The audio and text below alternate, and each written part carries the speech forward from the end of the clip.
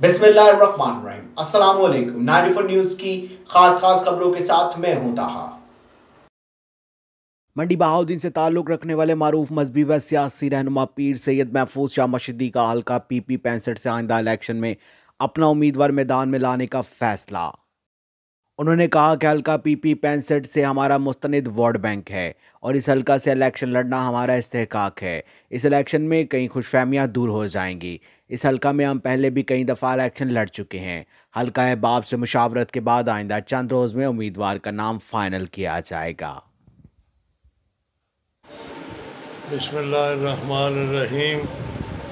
हल्का PP 65 जो हमारा पुराना हल्का भी है और इसमें मैंने कई इलेक्शन लड़े हैं। हमारा इस्तेहकाक है इस हल्के पर। हम मशावरत कर रहे हैं अपने मुख्तलिफ दोस्तों से ताकि कोई मुअस्सर उम्मीदवार यहाँ से हम खड़ा करें। अब तक के लिए सिर्फ इतना ही। मजीद खबरों और अपडेट के लिए 94 न्यूज़ के साथ रहेगा। अपना ख्याल रखिएगा। अल्लाह हाफिज।